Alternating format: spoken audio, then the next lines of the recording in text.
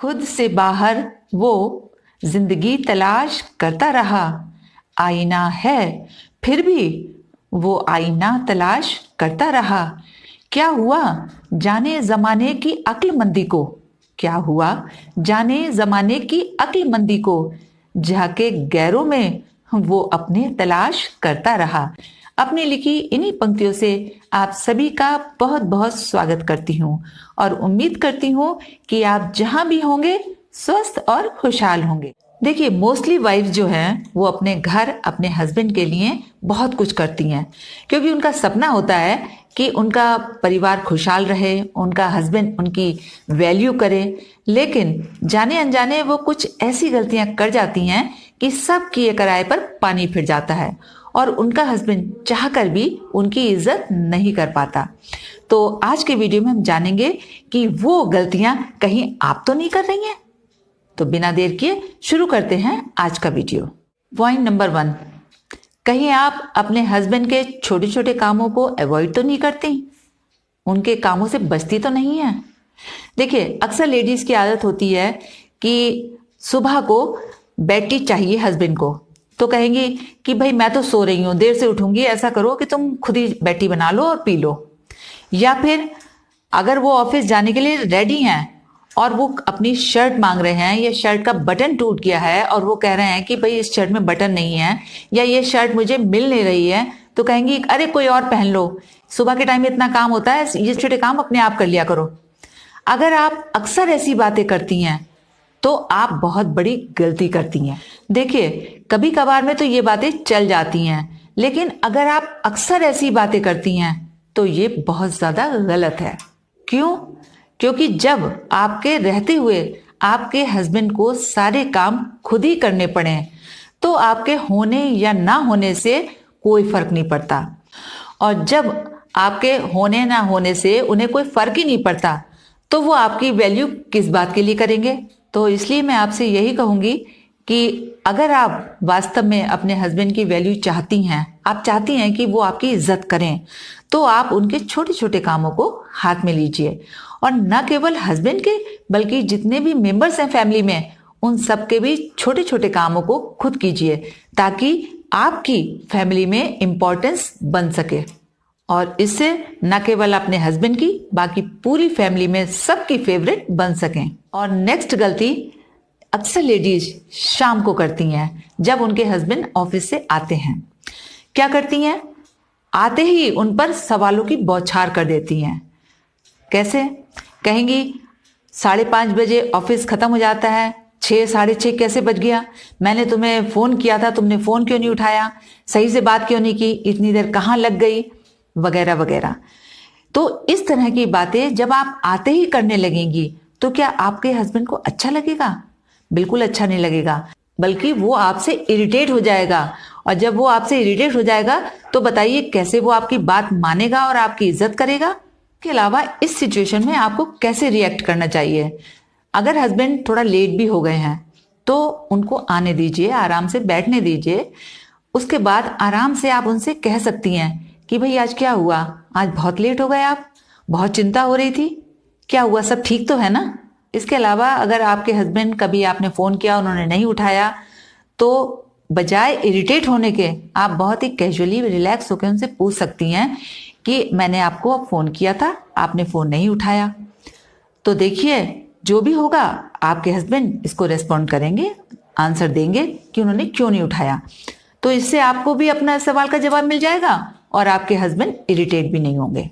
तो इसलिए मैं आपसे यही कहूंगी कि जब कभी भी आपको अपने हस्बैंड से कोई बात पूछनी हो तो इंटरोगेशन के पॉइंट ऑफ व्यू से कभी मत पूछना। अगर आप प्यार से अपने हस्बैंड से कोई बात पूछेंगी तो उन्हें इस बात का एहसास होगा कि आप उनकी चिंता करती हैं और वो सही बात आपको बताएंगे।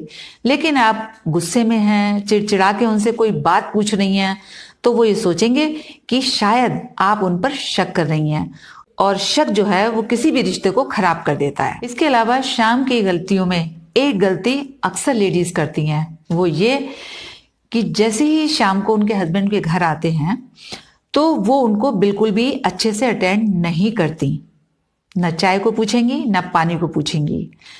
पहली बात तो ये कि वो भी दिन भर के कामों से थक जाती हैं, और जब थक जाती हैं तो इरिटेट हो जाती हैं। जैसे ही हस्बैंड घर में आए तो दिन भर की सारी फ्रस्ट्रेशन हस्बैंड पर निकालेंगी। आज मैंने ये किया, आज मैंने वो किया, मैं इतना थक गई, मेरे सर में दर्द हो रहा है, वगैरह वगैरह। और अगर ऐसे में हस्बैंड कहते भी हैं, अरे भाई छोड़ो, पहले एक कप चाय तो पिला दो, तो कहेंगी, अरे रुक जाओ, थोड़ी देर बैठ जाने दो, हमें भी दिन भर थकान हो जाती है। तो इस तरह की बातें आपको कभी भी नहीं करनी चाहिए, क्योंकि आपको पता नहीं कि आपका हस्बैंड भी बाहर से कैसे मूड में आ रहा है, क्योंकि आपको नहीं पता कि उसका दिन भी कैसे निकला, वो कितना फ्रस्ट्रेटेड होके घर आया है। और ऐसी फ्रस्ट्रेशन की सिचुएशन में अगर आप भी इतना ज़्यादा इरिटेट करेंगी तो इससे क्या होगा, आपका हस्बैंड आपसे बिल्कुल दूर हो जाएगा, उसको घर आना अच्छा ही नहीं लगेगा। इसीलिए आपने देखा होगा कि ऐसे ही माहौल में हस्बैंड जो है अपनी वाइफ से दूर होकर अपने मोबाइल में बिजी रहना ज़्यादा प्रेफर करते हैं, क्योंकि आपके हस्बैंड आपको अच्छी तरह समझ चुके हैं और वो जानते हैं कि आपसे कुछ भी कहना फिजूल है, आपसे दूर रहने में ही उनकी भलाई है। इसके अलावा जब शाम को आपके हस्बैंड घर आए तब आपको टीवी मोबाइल से बिल्कुल दूर रहना है, और यहाँ तक कि आपको अपने बच्चों को भी उनके सामने मारना पीटना नहीं है, उनकी शिकायतें हस्बैंड से नहीं करनी है, क्योंकि जैसे ही आप उनके घर में घुसते ही ये सारा माहौल क्रिएट कर देती हैं तो इससे आपके हस्बैंड बहुत ज़्यादा इरिटेट हो जाते हैं और वे सोचते हैं कि इस वाइफ के मन में मेरे लिए कोई भी इज्जत है ही नहीं। और जब ये सोच लेते हैं कि आपके मन में उनके लिए इज्जत नहीं है तो बताइए कि उनके मन में आपके लिए कैसे इज्जत होगी। फिर चाहे आप दिन भर उनके घर के लिए उनके लिए कितने भी काम कर लें, आप कभी भी अपने हस्बैंड की इज्जत पा ही नहीं सकती। नेक्स्ट पॉइंट है आपका डिमांडिंग नेचर। बहुत सारी लड़कियों की आदत होती है कि अपने हस्बैंड से बहुत तरह तरह की डिमांड्स करती हैं कि मुझे ये चाहिए, मुझे वो चाहिए, और उनके हस्बैंड पूरा भी कर देते हैं। लेकिन एक लिमिट होती है हर चीज़ की। अगर आप ज़रूरत से ज़्यादा उनसे डिमांड करेंगी तो उनको इरिटेशन होगी। तो अगर आपके हस्बैंड इरिटेट हो रहे हैं और वो किसी चीज़ के लिए आपसे मना कर रहे हैं तो आपको भी मानने की आदत होनी चाहिए। अक्सर लड़कियां अपनी डिमांड्स को पूरा कराने के लिए तरह तरह के तरीके अपनाती हैं, जैसे झगड़ा करना है, बात नहीं करना है, घर में थोड़ा अव्यवस्था फैला देनी है। तो इससे क्या होता है कि आपके हस्बैंड के ऊपर एक मेंटल प्रेशर पड़ता है, और जब मेंटल प्रेशर पड़ता है तो वो आपकी उस जिद को पूरा कर देते हैं। आपकी जिद पूरी हो गई, आपको चीज़ भी मिल गई, लेकिन इससे क्या हुआ, आपका हस्बैंड आपसे दूर हो गया, उसके मन में आपके लिए कोई भी इज्जत नहीं बची, क्योंकि उसको मेंटल प्रेशर में रहना अच्छा नहीं लगता है और वो इसी प्रेशर से दूर रहने के लिए बस आपको चीजें दिलवाएगा और खुद को आपसे दूर कर लेगा। इसलिए आपसे यही कहूंगी कि अपनी हैसियत और अपनी चादर को देखकर ही अपने पैर फैलाइए।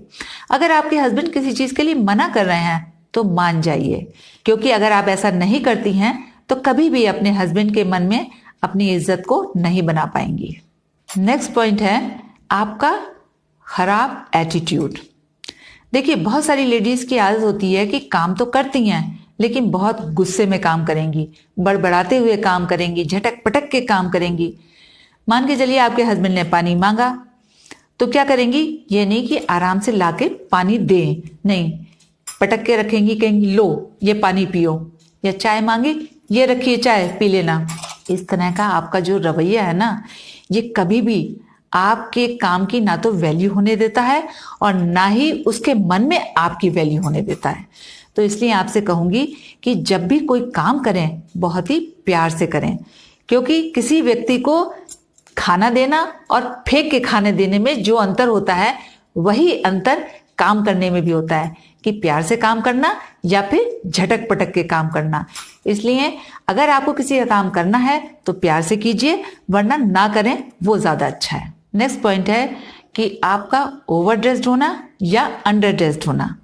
बहुत सारी लड़कियां क्या करेंगी, या तो इतना ज्यादा सजेंगी कि दिन भर सजती रहेंगी, तो ये भी हस्बैंड को अच्छा नहीं लगता, या फिर अपने आप को इतना ढीला छोड़ देंगी कि उन्हें पता ही नहीं है कि दिन है या रात है, नाइटी पहने हैं, नाइट सूट पहने हैं, बस घूम रही हैं, तो भी हस्बैंड को अच्छा नहीं लगता। तो देखिए, एक बात समझने वाली है शादी से पहले आप चाहें दिन भर तैयार रहें या दिन भर नाइट सूट पहन के घूमते रहें, कोई पूछने वाला नहीं है।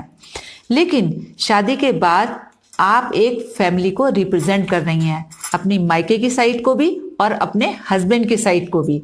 यानी कि आपका प्रेजेंटेबल होना बहुत जरूरी है, और इतना प्रेजेंटेबल होना जरूरी है कि आप अपने साथ साथ अपने घर को भी अच्छे से मैनेज कर सकें। क्योंकि अगर आप तैयार हैं और घर मैनेज नहीं है तो भी हस्बैंड को अच्छा नहीं लगेगा। इसलिए दोनों ही काम बैलेंस में होने चाहिए। इसलिए आपसे यही कहूंगी कि प्रॉपर ड्रेसअप होइए, घर को अच्छे से मैनेज कीजिए, ताकि आप कभी भी अपने हस्बैंड की एम्बेरसमेंट का कारण ना बने। इसके अलावा एक दो बातों का आपको और भी ध्यान रखना चाहिए। पहली चीज तो यह है कि जब भी घर पर आपके हस्बैंड के मेल फ्रेंड्स आए तो अगर आपका वहां जाना जरूरी नहीं है तो बिल्कुल ना जाएं। अक्सर लेडीज क्या होती है कि जैसे ही उनके फ्रेंड्स आए तो वहां जाकर बैठेंगी, हंसेंगी, मजाक करेंगी।